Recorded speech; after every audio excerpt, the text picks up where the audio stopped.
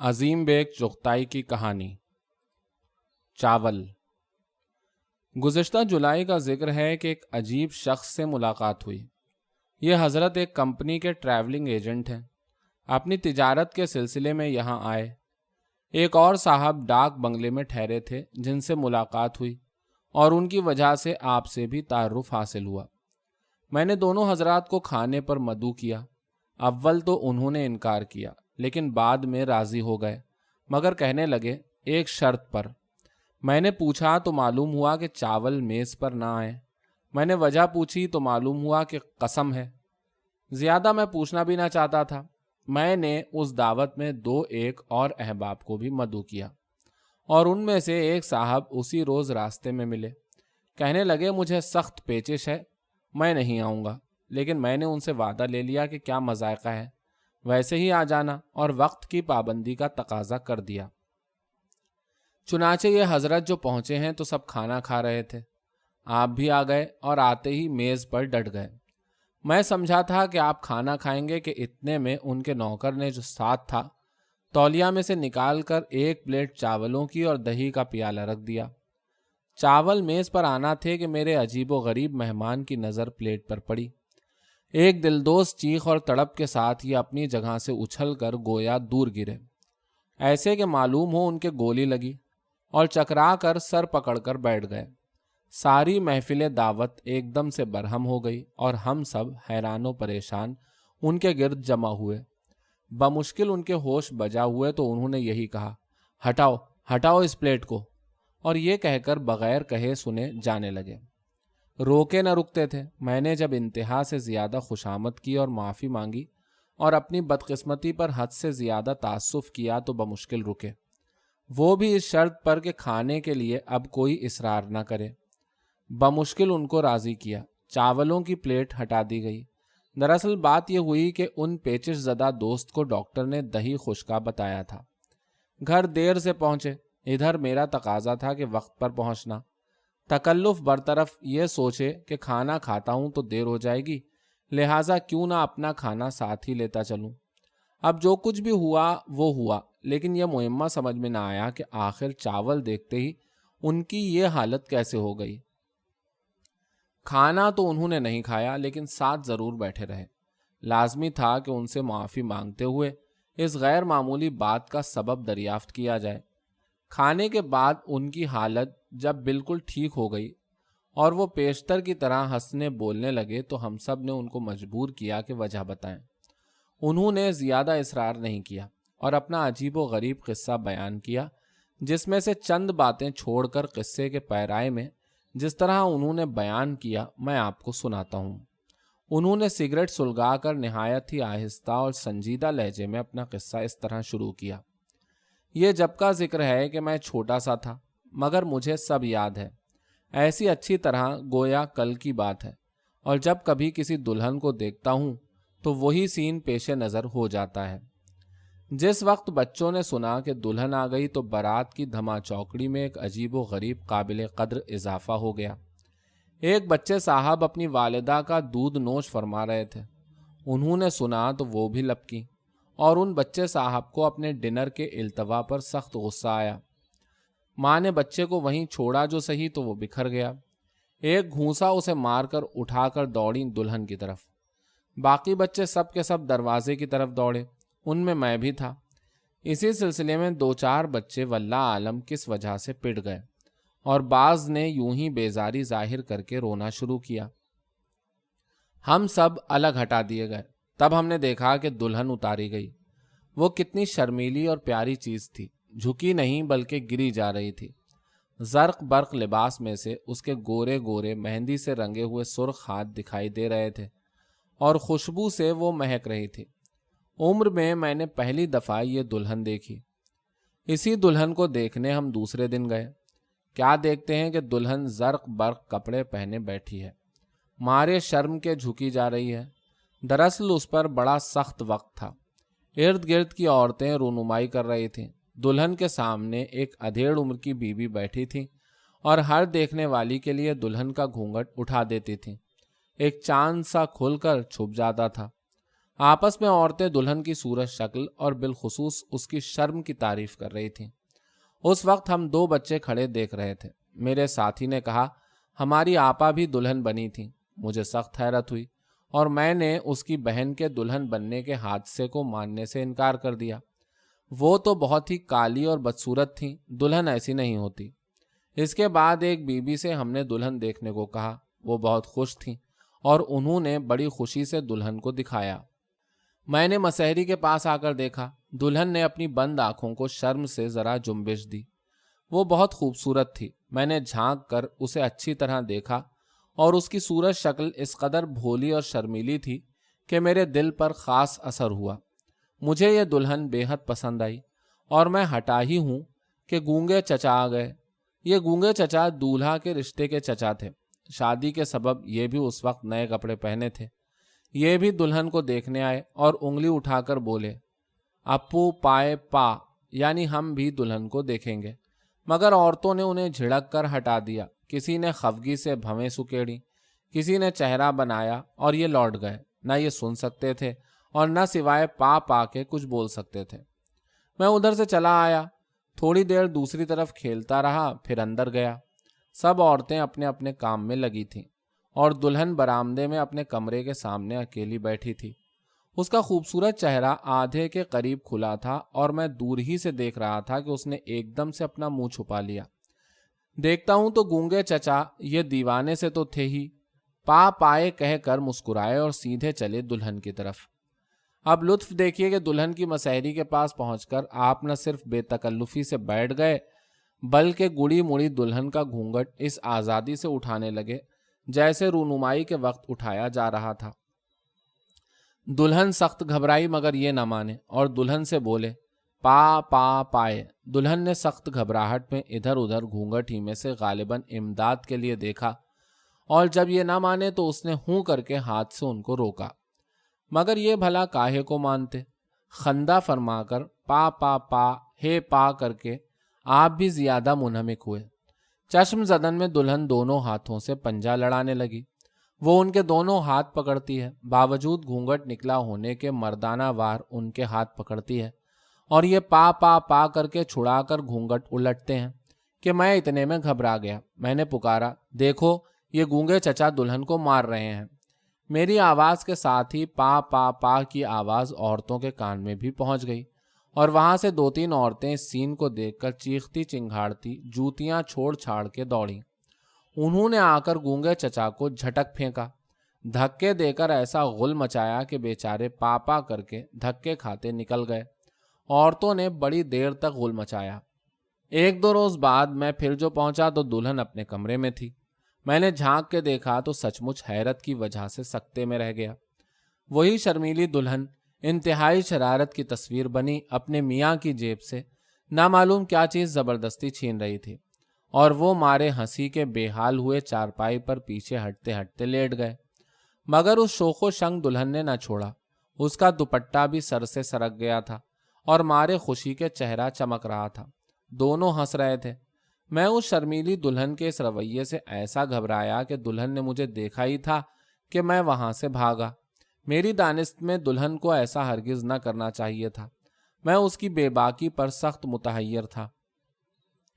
دوسرے ہی دن دبے پاؤں میں پھر جو پہنچا اور جھانک کے اس خوبصورت اور شرمیلی دلہن کو دیکھا کہ اس کا میاں آئینے کے سامنے کرسی پر بیٹھا ہے اور یہ بڑی بے تکلفی کے ساتھ اس کے کندھے پر ٹھوڑی رکھے آئینے میں دیکھ رہی ہے۔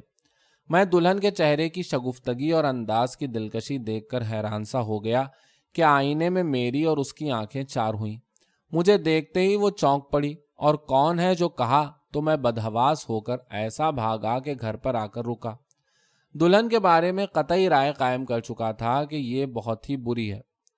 3-4 روز ادھر کا رخ نہ کیا۔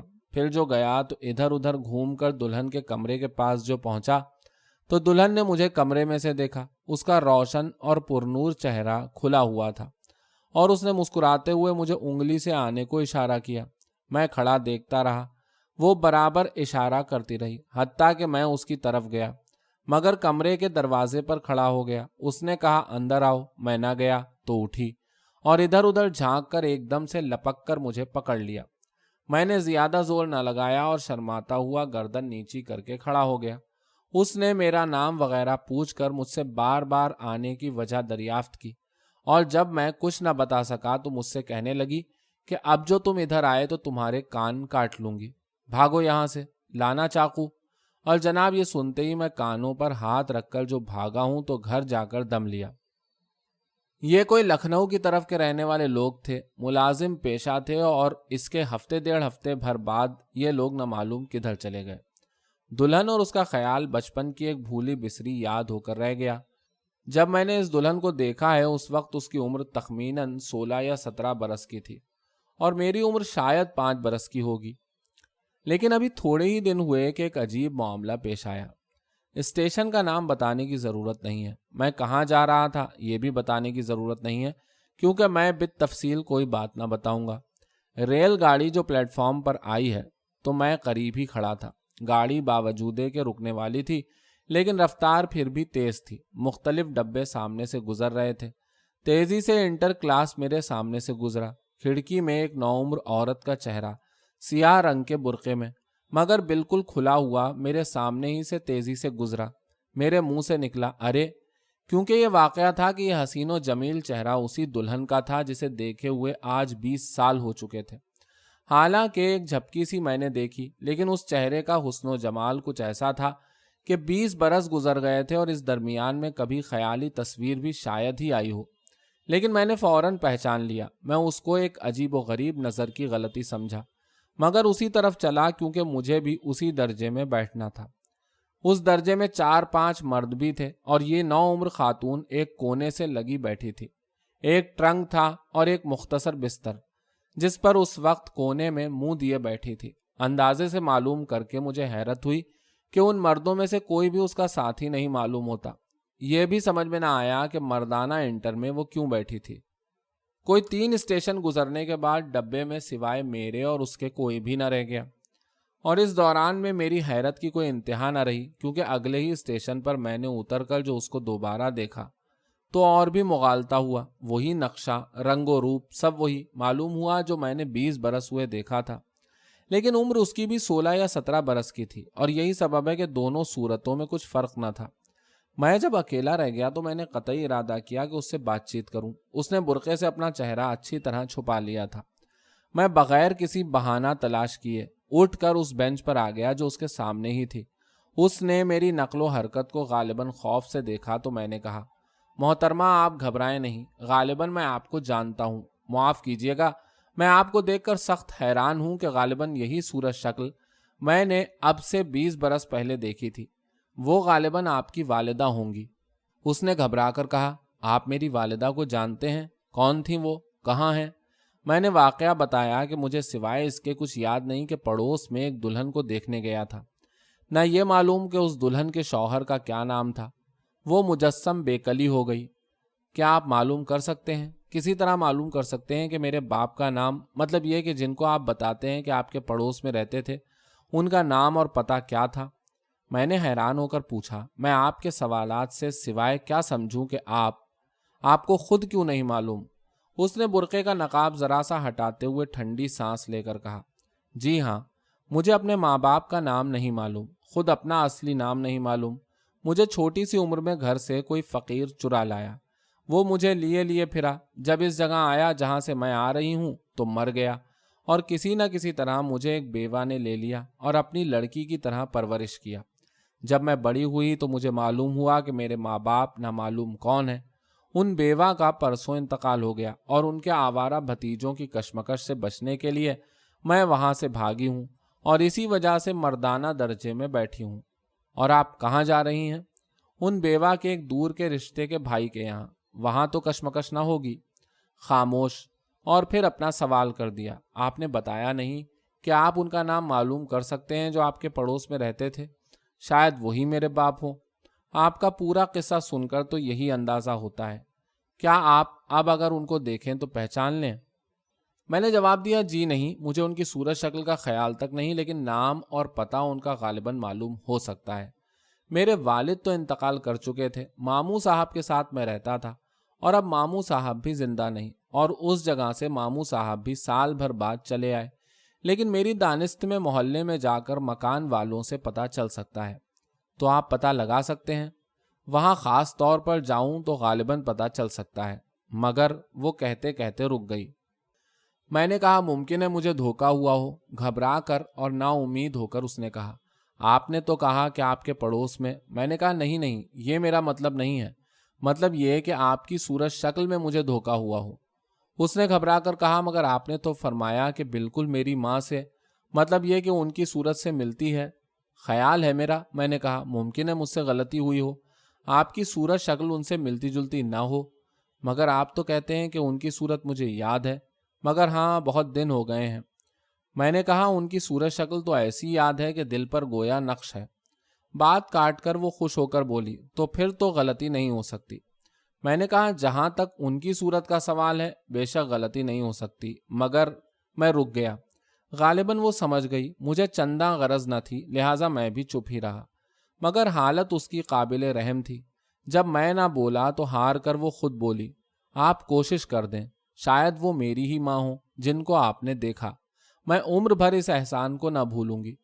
اس کی آواز میں غم تھا، میں خود مشکوک تھا، ممکن ہے مجھ سے غلطی ہوئی ہو، محض ذرا سی مشابہت پر دوڑ پڑنا۔ میں نے کہا محترمہ، محض ذرا سی مشابہت پر دوڑ پڑنا، اور وہ بھی محض ایک جھلک دیکھنے کے بعد، میں نہیں کہہ سکتا کہاں تک حق بجانب ہے۔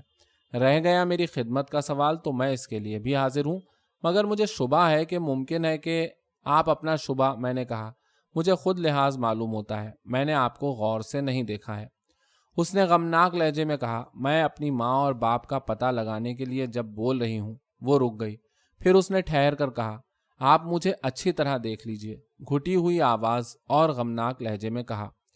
اب میں اس انتظار میں کہ یہ خود نقاب روئے روشن سے اٹھائیں، لیکن زخم پر زخم پہنچانا مناسب نہ معلوم ہوا، اور میں نے یہ کہتے ہوئے معاف کیجیے گا نقاب چہرے سے آہستہ سے ہٹا کر ایک طرف کر دیا۔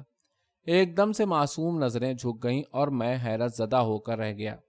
ہو بہو وہی تصویر تھی، ذرہ بھر فرق نہیں، وہی رنگ اور روپ، وہی ناک اور نقشہ، چہرے کی چمک اور دمک، سب کی سب وہی۔ میں غور سے دیکھ رہا تھا کہ میرے دیکھتے دیکھتے معصوم آنکھیں ڈبڈبا آئیں اور بڑی بڑی مگر شرمیلی پلکوں پر دو موٹے موٹے آنسو لٹکنے لگے۔ میرا دل پگھل گیا۔ میں نے فوراً نقاب چھوڑ دیا اور کہا میں گارنٹی کرتا ہوں کہ وہ آپ کی ماں تھیں، اور اگر وہ زندہ ہیں تو میں آپ کو ان سے ملانے کا ذمہ لیتا ہوں، مگر اس نے گھبرا کر کہا۔ میں نے کہا یہ تو بتائیے آپ جا کہاں رہی ہیں؟ وہاں آپ کو تکلیف تو نہ ہوگی؟ میں بتا تو چکی، اس نے رک کر کہا بہت ممکن ہے وہ نہ رکھیں۔ میں نے کہا آپ کی شادی ابھی نہیں ہوئی تو پھر آپ کہاں رہیں گی؟ اس نے سر کے اشارے سے نفی میں جواب دیا اور کچھ نہ بولی۔ میں نے کہا میں 150 روپے کا نوکر ہوں، میری شادی بھی ابھی نہیں ہوئی ہے، اور آپ خود کہتی ہیں کہ آپ کا کوئی نہیں، کیا ہم اور آپ ایک دوسرے کے شریک حیات نہ ہو جائیں؟ پھر آپ میرے ساتھ زیادہ آزادی سے رہ سکتی ہیں، ہم دونوں مل کر ڈھونڈ لیں گے، یعنی آپ بھی میرے ساتھ ہوں تو بہتر ہے۔ میں صحیح عرض کرتا ہوں کہ اس نے غور سے میری طرف دیکھا، پھر سر جھکا لیا اور کہا میرا کوئی نہیں ہے۔ یہ کہہ کر اس نے ٹھنڈی سانس بھری اور چپ ہو گئی۔ میں جس کام سے جا رہا تھا اس کو ملتوی کیا، رخصت کی توسیع کے لیے اگلے اسٹیشن پر تار دیا، سفر وہیں کا وہیں روک دیا۔ شب کو وہیں ہم دونوں کا عین مسافرت میں ڈاک بنگلے میں نکاح ہو گیا۔ ایک مجسٹریٹ صاحب کو میں نے اپنے کاغذات دکھا کر حال بتا کر اپنی شناخت کے بارے میں مطمئن کر دیا۔ اب میں کیا عرض کروں کہ میری بیوی کا اپنے والدین سے ملنے کے لیے کیا حال ہو رہا تھا۔ ہم دونوں پہلی ہی گاڑی سے روانہ ہو گئے۔ اب میں شہر میں پہنچا تو محلہ یاد نہیں۔ تانگے والے نے کہا کہاں لے چلوں؟ تو میں نے کہا جہاں تیرا جی چاہے۔ ہم دونوں میاں بیوی تانگے پر، اور اب ہر محلے میں پوچھتے پھرتے ہیں کہ فلاں صاحب یعنی میرے ماموں اب سے 20 برس پہلے تو یہاں نہیں رہتے تھے۔ ہوتے ہوتے آخر کو جب وہ محلہ آیا تو میں نے مسجد دیکھتے ہی پہچان لیا، اور تانگا ادھر ادھر گھمایا تو بچپن میں جن گلیوں میں کھیلا تھا وہ شناخت کر لی، اور چشم زدن میں ہمارا تانگا اس گھر کے سامنے آ کر رک گیا جس میں اب سے 20 برس پہلے میں نے دلہن کو دیکھا تھا۔ خدا کی پناہ، میری بیوی دیوانی ہو گئی، مارے خوشی کے اس کا برا حال ہو گیا، حالانکہ گھر ملنے سے عزیز کا ملنا لازمی تو نہ تھا۔ دریافت پر معلوم ہوا کہ اس مکان میں کرایہ دار صاحب ہیں اور مالک مکان وہاں رہتے ہیں۔ वहां जो गए तो मालूम हुआ कि मालिक मकान मर गए, उनके लड़के थे। उन्होंने कहा हमें नहीं मालूम, एक पड़ोसी का नाम बताया कि वो बुढ़े हैं, उनसे पूछो। फिर वापस लौटे तो बड़े मियाँ एक मिले और उन्होंने कहा कि हाँ, इस मकान में अब से 20 बरस पेशतर एक डाक खाने के इंस्पेक्टर रहते थे, उनकी शादी भी हुई थी, मगर नाम मालूम नहीं। यहाँ से अब डाक खाना दौड़े, मालूम हुआ कि फर्ज कीजिए उनका नाम मोहम्मद खां था। सुपरिटेंडेंट डाक खाना जात हैं और आजकल लाहौर में हैं। एक दूसरे क्लर्क बोले लाहौर में अब नहीं है, बल्कि पहले थे और कबल अज वक्त पेंशन लेकर अपने वतन शहर में बीमा कंपनी का बिजनेस करते हैं और मुमकिन है कि उनको तार दिया जाए तो जवाब दें। बीमा कंपनी का नाम नहीं मालूम, इतना ही काफ़ी था। वहीं के वहीं मैंने पेंशनर सुपरिटेंडेंट डाकखाना जातो हाल बीमा एजेंट का पता करके बजरिया जवाबी तार उनसे पूछा, क्या आपकी कोई लड़की तो गुम नहीं हुई थी? तार अर्जेंट दिया और वहीं के वहीं बैठकर लगे इंतजार करने, मगर 2-3 घंटे गुजर गए और तार का जवाब ना आया। तब पोस्ट मास्टर को जवाबी तार दिया कि जवाब दो, तार कहाँ गया? वहां से जवाब आया कि कोयटा में है, लिहाजा तार उनको बसीग़े डाक भेजे हैं। हमने दूसरा तार दिया कि जिस पते पर भेजते हो उससे हमें मुत्तला करो। पता मालूम हुआ तो अब हमने उसी मजमून का तार कोयटा के पते पर दिया और फिर लगे इंतजार करने। और उसी दिन का जिक्र है कि दोपहर के खाने पर हमारे सामने चावल आए तो मेरी बीवी ने नफरत से कहा, हटाओ इन कमबख्तों को। मैंने कहा क्यों? तो मुंह बनाकर बोली, बुरे लगते हैं मुझे इस वक्त कमबख्त कीड़े से। और ऐसे बुरे लगे कि हटा दिए। हमें इंतजार ज्यादा न करना पड़ा। तार का जवाब आया कि हाँ, यानी खो गई थी। कहाँ है और तुम कौन हो? खुदा की पनाह मारे खुशी के मेरी बीवी दीवानी होकर मुझसे चिमट गई। मोहब्बत के मारे उसने मुझे अपने सीने से लगाकर दबा लिया और उसकी आंखों से आंसू निकल आए। खुशी की ज्यादती के सबब उससे बोला न गया। उसने मेरी तरफ देखा। उसकी खूबसूरत आंखों में मोहब्बत और शुक्रिया के आंसू थे। वो मेरी कितनी शुक्रगुजार थी, उसको कितनी खुशी थी, इसका अंदाजा नहीं कर सकता। मैंने फौरन तार दिया कि मैं उस लड़की का शौहर हूं और वो लड़की यहाँ है। ये तार देकर हम डाक बंगला आए और गाड़ी का वक्त जो मालूम किया और घड़ी जो देखी तो कोयटा जाने वाली गाड़ी तैयार ही थी। 10 मिनट गाड़ी में बाकी थे। जाहिर है कि हमने क्या किया, फौरन स्टेशन रवाना हो गए। अपनी रवानगी का तार देना ज़रूरी था। डाक खाना जा ना सकते थे, लिहाजा स्टेशन पहुंचकर मैंने तार दिया कि हम आते हैं और फौरन रवाना हो गए। मैं अर्ज नहीं कर सकता कि मेरी बीवी का खुशी के मारे क्या हाल था। हिमाकत तो देखिए कि खुशी की जल्दी में पहले वाले तार में ये लिखना ही भूल गए कि हम आ रहे हैं। रास्ते में कोई गैर मामूली वाकया पेश ना आया, सिवाय एक छोटे से वाकये के जो कुछ काबिल जिक्र भी नहीं।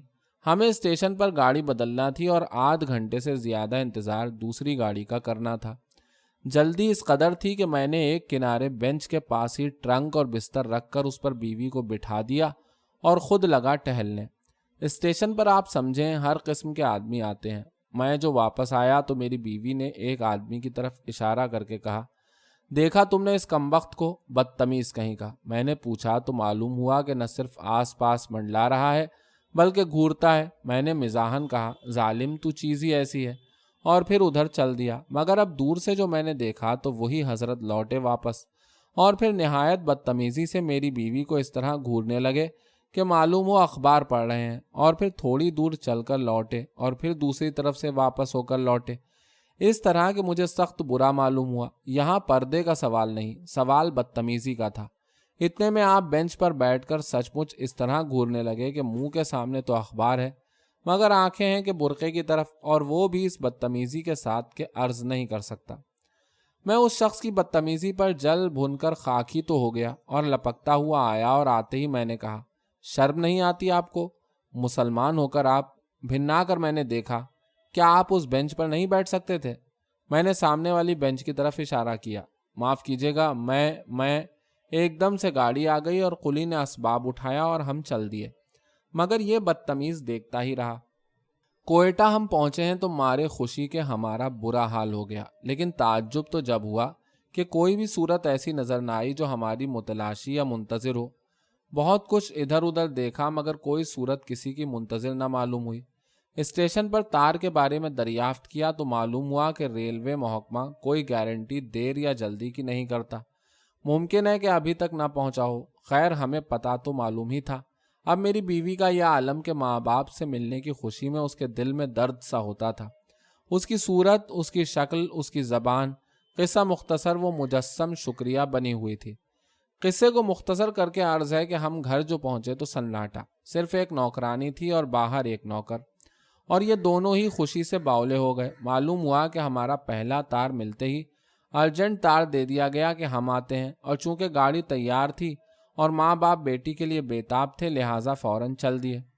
میری بیوی ایک ٹھنڈی سانس لے کر سر پکڑ کر بیٹھ گئی۔ اسی وقت اندازہ لگایا کہ گاڑی کس اسٹیشن پر ہوگی، اور اس اسٹیشن ماسٹر کی معرفت تار دیا اور ایک تار جہاں سے ہم آئے تھے وہاں کے پتے پر دیا۔ اب پریشانی تو یہ تھی کہ وہ یہ بھی نہ جانتے تھے کہ ہم ٹھہرے کہاں تھے۔ ہم تو ڈاک بنگلے میں تھے، لہٰذا ڈاک بنگلے ہی کی معرفت تار دیا۔ اب اتفاق تو دیکھیے کہ کھانا جو سامنے آیا تو چاول۔ میری بیوی نے پھر اسی طرح نفرت سے کہا کہ ہٹاؤ انہیں سامنے سے، کیڑے سے ہیں۔ حالانکہ معلوم ہوا کہ چاولوں سے اسے رغبت تھی، مگر نہ معلوم کیوں، شاید سفر وغیرہ کے سبب برے معلوم ہوئے۔ میری بیوی نوکرانی سے باتیں کرنے لگی۔ معلوم ہوا کہ سوائے میری بیوی کے ان کے کوئی اولاد نہیں، ایک جوان بیٹا تھا، وہ سال بھر ہوا مر گیا۔ یہ بھی معلوم ہوا کہ تار ملتے ہی میری ساس کا عجیب وارفتگی کا سا عالم ہو گیا تھا، بےتاب تھیں کہ اپنی بیٹی کے پاس کیسے پر لگا کر پہنچ جاؤں۔ میری بیوی کا بھی سن کر وہی حال ہوا، حد یہ کہ آنسو جاری ہیں، اور اپنی ماں اور باپ کی چیزوں کو اٹھا اٹھا کر اس نے وارفتگی کے عالم میں چومنا شروع کیا۔ ہر بات دیوانوں کی سی تھی۔ ہم کوئٹہ کوئی رات کے 9 بجے پہنچے ہوں گے، اور اسی بات چیت میں 11 بج گئے۔ نوکرانی اور نوکر چلے گئے اور ہم دونوں بیٹھے باتیں کرتے رہے۔ ہاں، یہ کہنا بھول گیا کہ ایک تار اور ہم نے دلوایا تھا۔ یہ تار ڈاک بنگلے کے نوکر کے نام دیا تھا کہ اسٹیشن پر جا کر تم فلاں فلاں نام کے شخص سے ملو اور کہہ دو کہ ہم یہاں ہیں۔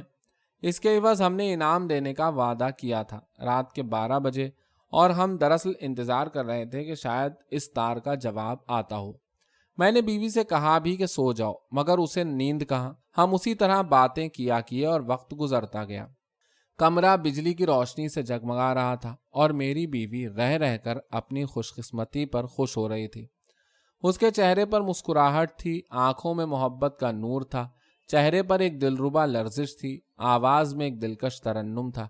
جذبات کا یہ حال تھا کہ نوجوان سینے میں معلوم ہو کہ محبت کا ایک طوفان بند ہے، جس کے مد و جزر کے سبب کبھی تو وہ آنکھوں اور چہرے پر عجیب و غریب لرزش پیدا کر کے عجیب طرح سانس لیتی تھی، اور کبھی خاموش سی ہو جاتی، اور میں دیکھتا کہ شادمانی کا ایک پھول ہے، آنکھوں میں دلربا جنبش۔ میں اس کے سینے کو دیکھتا تھا کہ کس طرح جذبات محبت کے سبب دب دب کر ابھر رہا ہے۔ یا میرے اللہ، اس نے اپنے چہرے پر عجیب و غریب چمک پیدا کر کے کہا، میرا کیا حال ہوگا جب ملوں گی۔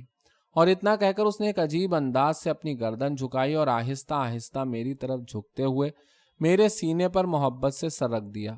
اس کا محبت آمیز دل تیزی سے دھڑک رہا تھا۔ میں نے محبت سے کلیجے سے لگا لیا، اس کے چہرے کی طرف دیکھا۔ اس نے اپنی مخمور آنکھوں سے میری طرف دیکھتے ہوئے عجیب انداز سے مسکراہٹ کو روکتے ہوئے آنکھیں جھپکا کر کہا، جان، اور میری گردن میں ہاتھ حمائل کر کے میرے دل میں گھسنے کی کوشش کی۔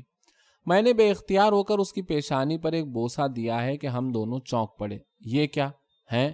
ایک دل ہلا دینے والی ہیبت ناک گرج تھی۔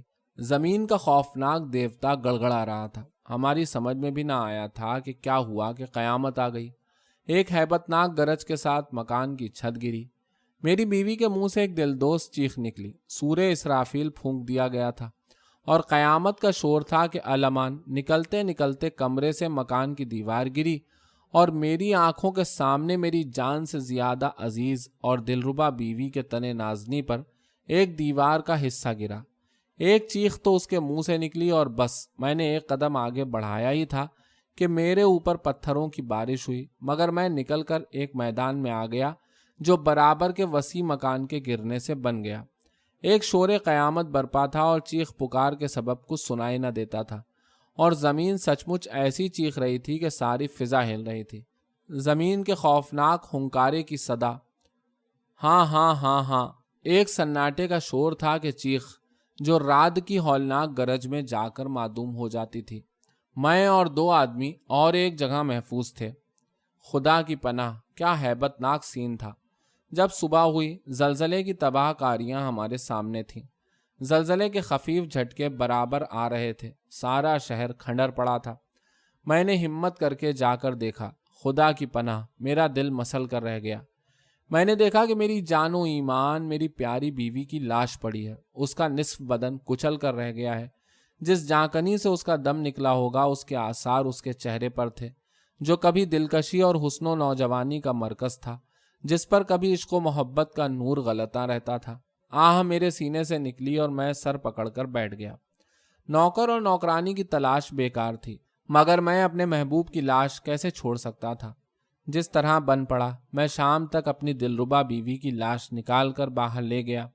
مکان شہر کے کنارے ہی پر تھا۔ میں لاشے کو لیے بیٹھا ہی تھا کہ فوج کے گورے آئے اور میری مدد کی۔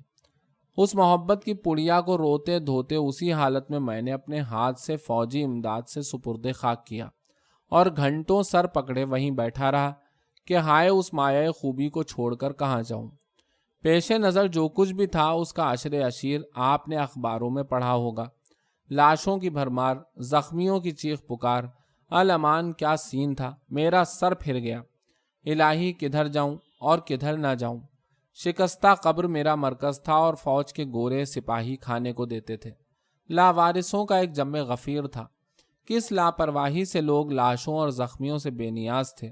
سوال یہ تھا کہ میں کہاں جاؤں۔ سب کا ہجوم فوج کے سپاہیوں کی طرف تھا۔ جو ماں اور باپ تھے تو وہ تھے۔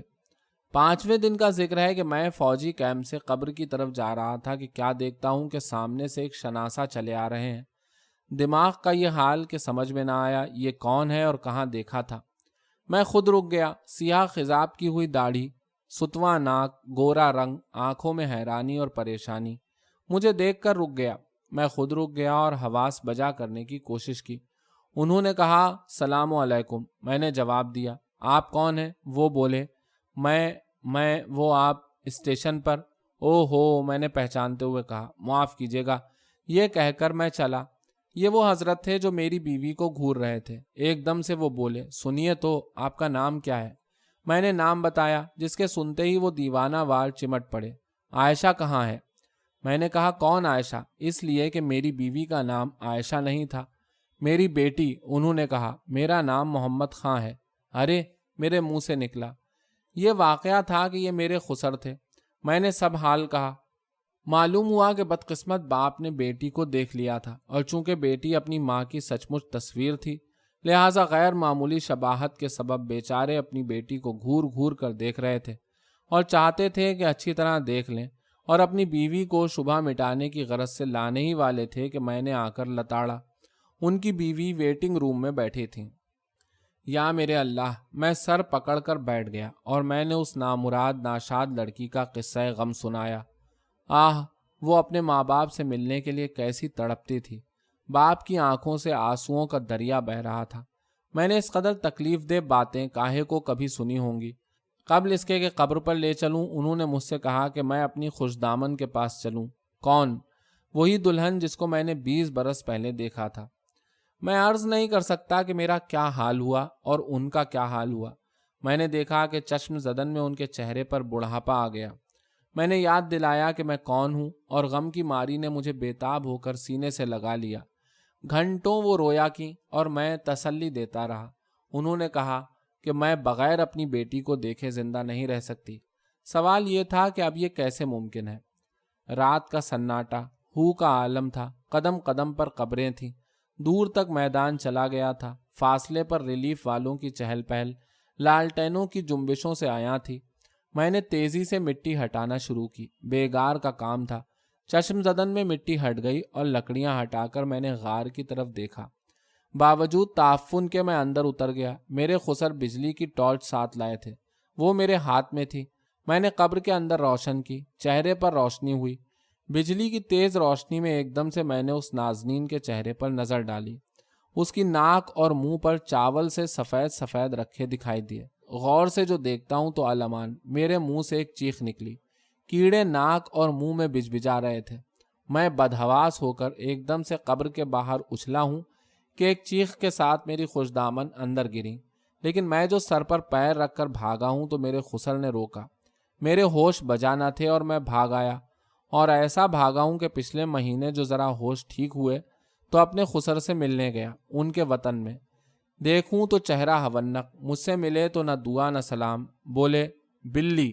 میں نے غور سے دیکھا، نوکر نے کہا دماغ خراب ہو گیا۔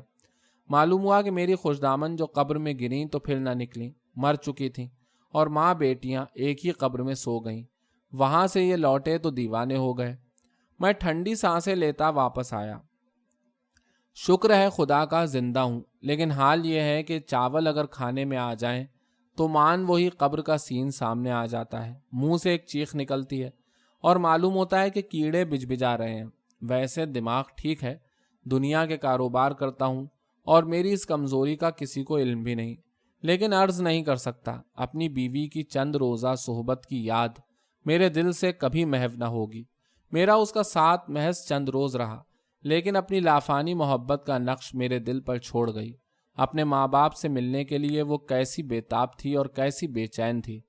بس یہ سمجھ لیجئے کہ پانی کے باہر جو کبھی مچھلی دیکھ لیتا ہوں تو وہی حالت پیش نظر ہو جاتی ہے، اور صدمہ مجھے اس کا ہے کہ حیف صد حیف وہ ناکام گئی۔ جوانی اور ناکام محبت، میں سر دھنتا ہوں جب اس امر پر غور کرتا ہوں کہ تقدیر کی خوبی تو دیکھیے کہ ماں باپ اور بیٹی تینوں کے تینوں ماہی بے آب اور ایک ہی جگہ جمع تھے اور نہ مل سکے۔